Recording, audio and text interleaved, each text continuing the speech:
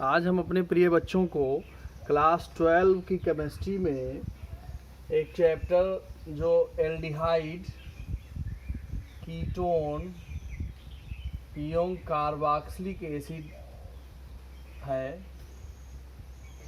Carboxylic acid, इसमें हम सभी लोग एल्डिहाइड के अंतर्गत दो कंपाउंड फॉर्मल्डिहाइड, एसिटल्डिहाइड और कीटोन में एसीटोन और कार्बोक्सिलिक एसिड के अंतर्गत फार्मिक एसिड का अध्ययन कर चुके हैं और एसिटिक एसिड का अध्ययन हम लोगों को आज करना है।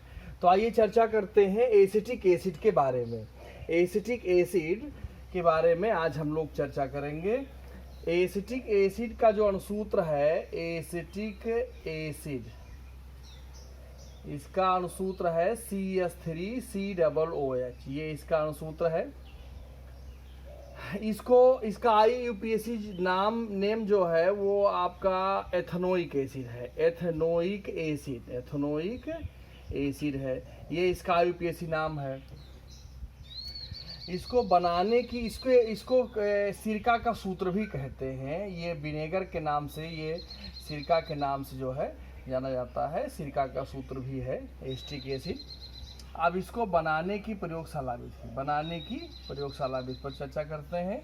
बनाने की प्रयोगशाला विधि ये है।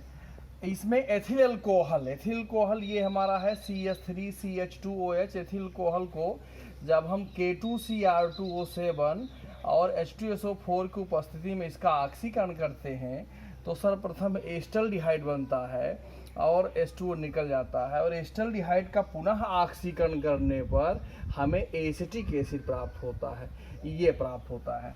तो ये जो है एसिटिक एसिड बनाने की प्रयोगशाला विधि है। अब इसके अतिरिक्त जो है हम अन्य विधियों पर चर्चा करते हैं।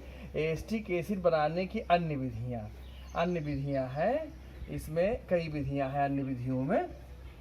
अन्य विधियों में हमारा है एथिल एसीटेट के, अगर हम एथिल एसीटेट का जल अपघटन करें, अम्लीय क्षारीय जल अपघटन करें तो एसिटिक एसिड प्राप्त होता है। ये है हमारा रिएक्शन। एथिल एसीटेट है CH3COOC2H5, इसका हम लोग जल अपघटन कर रहे हैं H2SO4 की उपस्थिति में, तो ये हमारा यहाँ से बन जाएगा C2H5OH। एथिल अल्कोहल बन रहा है C2H5OH, और ये हमारा एसिटिक एसिड बन गया CH3COOH। ये हमारा एसिटिक एसिड बन गया। अब इसके बाद भी जो है अन्य विधियों में और विधियां हैं, इसकी चर्चा हम यहाँ कर रहे हैं। अब अगर हम एसिटामाइड का जो है जल अपघटन करा दें इस प्रकार से CH3CONH2 और इसका जल अपघटन करा दें तो हमारा यहाँ जो है HCl की उपस्थिति में तब भी हमारा ये अमोनिया निकल जाएगा, यहाँ से ये अमोनिया निकल जाएगा और CH3COOH ये हमारा एसिटिक एसिड बन जाएगा।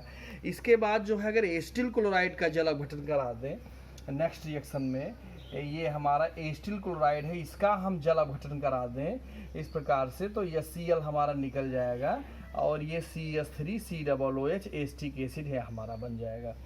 अब इसके बाद अगर हम एसिटिक एनहाइड्राइड का, ये हमारा एसिटिक एनहाइड्राइड है CH3CO का होल ट्वाइस इंटू O, इसका हम जल अपघटन करा दें तब भी हमारा जो है एसिटिक एसिड बनेगा। 2 मॉलिक्यूल एसिटिक एसिड बन जाता है। तो ये हो गया।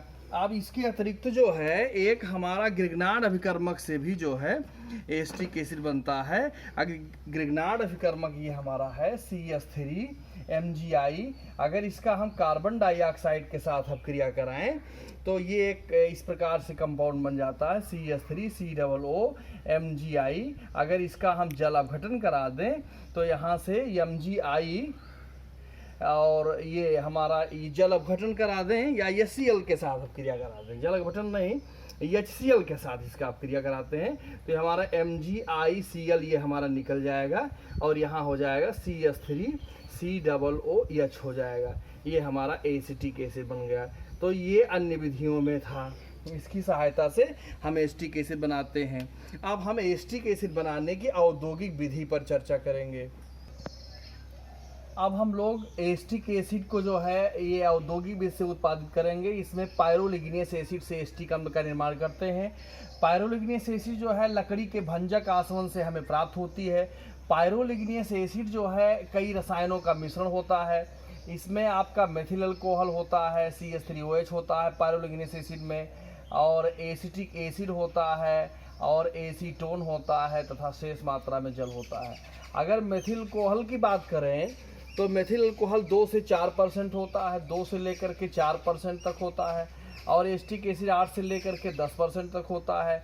एसीटोन 0.1 से लेकर के और 0.5% तक इसकी उपस्थिति होती है, बाकी जल होता है।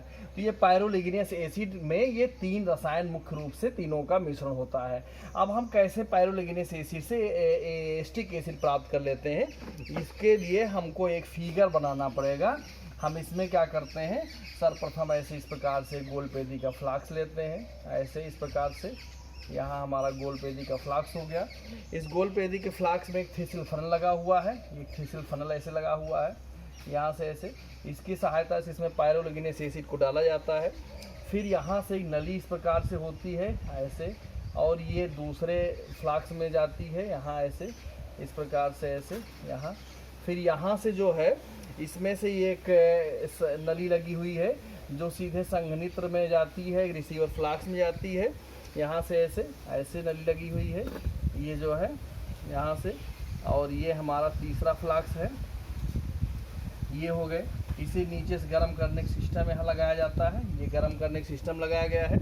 यहाँ भी नीचे यहाँ गर्म करने का सिस्टम लगाया गया है, ये यहाँ गर्म करने का सिस्टम लगाया गया है। इसमें हमारा कैल्शियम हाइड्रोक्साइड रखा होता है, ये कैल्शियम हाइड्रोक्साइड है। आप ये स्टैंड लगा देते हैं इसकी मजबूती के लिए। ये हमारा फिगर हो गया।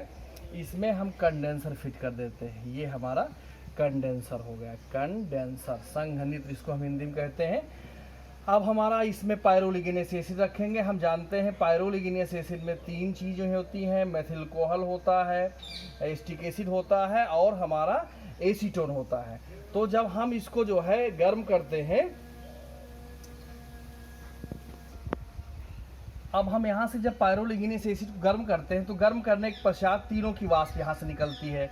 ये हमारा मेथिल अल्कोहल है, ये हमारा एसिटिक एसिड है, और ये हमारा एसीटोन है। ये तीनों की वाष्प यहाँ से निकलती है और इस नली से होती हुई यहाँ पहुँचती है इस पात्र में। इस पात्र में पहले से कैल्शियम हाइड्रोक्साइड रखा हुआ है। अब इसकी खासियत ये है कि ये मेथिल अल्कोहल और एसीटोन ये कैल्शियम हाइड्रोक्साइड से बिल्कुल रिएक्शन नहीं करते हैं। फिर इस नली के माध्यम से ये संघनित्र से होते हुए द्रवित होकर के इस फ्लास्क में पहुंच जाते हैं। यहाँ हमारा मेथिल अल्कोहल पहुंच जाता है और एसीटोन पहुंच जाता है। बाद में हम इसका प्रभाजी आसवन करा के इन दोनों को सेपरेट कर लेते हैं। और अब बात एसिटिक एसिड कैसे बनती है। ये कैल्शियम हाइड्रोक्साइड सिर्फ इसी से रिएक्शन करता है, एसिटिक एसिड से अभिक्रिया करता है, ये इसका रिएक्शन है। एसिटिक एसिड जो है ये हमारा कैल्शियम हाइड्रोक्साइड से अभिक्रिया करता है और कैल्शियम एसीटेट बन जाता है, CH3COO का होल ट्वाइस इंटू Ca+2H2 बन जाता है। ये हमारा कैल्शियम एसीटेट बनता है और कैल्शियम एसीटेट को यहाँ से उसके टुकड़ों को निकाल करके और H2SO4 के साथ हम जब इसका रिएक्शन करा देते हैं H2SO4 के साथ, तब हमारा जो है एसिटिक एसिड हमें प्राप्त हो जाता है और साथ में हमारा ये आपका जो है कैल्शियम सल्फेट प्राप्त हो जाता है, CaSO4। तो इस प्रकार से हम पायरोलिग्नेस एसिड से जो है एसिटिक एसिड निर्माण करते हैं। एक बात पुनः चर्चा कर लेता हूँ। एक गोलपेदी का फ्लास्क होता है, इसमें एक थिसिल फनल लगा होता है, इसमें पायरोलिग्नेस एसिड रख करके, पायरोलिग्नेस एसिड 3 रसायनों का मिश्रण है, मेथिल अल्कोहल, एसिटिक एसिड और एसीटोन, और इसके साथ शेष मात्रा में जल होता है। मेथिल अल्कोहल इसमें 8 से ये आपका मेथिल अल्कोहल की मात्रा अगर देखी जाए तो 2 से 4% होता है, एसिटिक एसिड 8 से 10% होता है और एसीटोन 0.1 से 0.5% होता है। तो इसमें रख करके जब इसको गर्म करते हैं तो इसकी वाष्प, इन तीनों की वाष्प इस नली से निकल के दूसरे फ्लास्क पहुँचती है जहाँ पहले से कैल्शियम हाइड्रोक्साइड रखा हुआ है। ये कैल्शियम हाइड्रोक्साइड जो है सिर्फ एसिटिक एसिड से अभिक्रिया करता है, बाकी किसी से अभिक्रिया नहीं करता है, और एसिटिक एसिड से अभिक्रिया करके ये कैल्शियम एसीटेट के छोटे छोटे क्रिस्टल बना लेता है। फिर इसको यहाँ से निकाल करके H2SO4 के साथ अभिक्रिया करके एसिटिक एसिड पुनः हम प्राप्त कर लेते हैं और इन मेथिल अल्कोहल और एसीटोन की वाष्प संघनित्र से होते हुए ग्राही फ्लास्क पहुँचती है। यहाँ से इसे प्रभाजी आसवन करा के इन दोनों को सेपरेट कर लेते हैं। इस प्रकार पायरोलिग्नेस एसिड से हमारा एसिटिक एसिड का निर्माण हो जाता है। अब हम दूसरे विधि की चर्चा करेंगे, क्विक विनेगर प्रोसेस, त्वरित सिरका विधि द्वारा एसिटिक एसिड निर्माण। अब हम लोग त्वरित सिरका विधि या क्विक विनेगर प्रोसेस द्वारा, इसको अंग्रेजी में क्विक विनेगर प्रोसेस द्वारा जो है सिरके का निर्माण हम लोग करेंगे। इसको निर्माण करने के लिए इसमें लकड़ी का एक बड़ा सा ऐसे डग होता है, ये लकड़ी का एक बड़ा सा ऐसे डग होता है।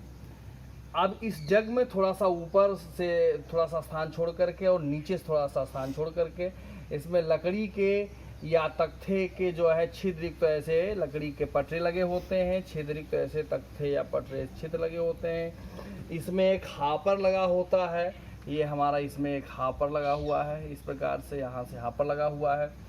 और यहाँ जो है ऑक्सीजन प्रवेश द्वार बनाया गया है, O2 यहाँ से प्रवेश करता है, ये ऑक्सीजन O2 प्रवेश द्वार है, यहाँ से ऑक्सीजन प्रवेश करता है, ये ऑक्सीजन प्रवेश द्वार है। और बीच में पुराने सिरके से भिगोया हुआ लकड़ी का बुरादा इसमें रखा होता है, ये पुराने सिरके से भिगोया हुआ लकड़ी का बुरादा रखा हुआ है, इसमें है, हम रखते हैं पुराने सिरके से भिगोया हुआ, ये हमारा है पुराने सिरके से भिगोया हुआ लकड़ी का बुरादा हमारा होता है, लकड़ी का बुरादा हमारा होता है पुराने सिरके से भिगोया हुआ। अब हम क्या करते हैं, इसमें जो है यहाँ ऊपर से एथिल कोहल डालते हैं, ये हमारा एथिल कोहल है, एथिल कोहल हम डालते हैं ऊपर से। और यहाँ नीचे से यहाँ से इस ऑक्सीजन प्रवेश द्वार से ऑक्सीजन प्रवेश करता है।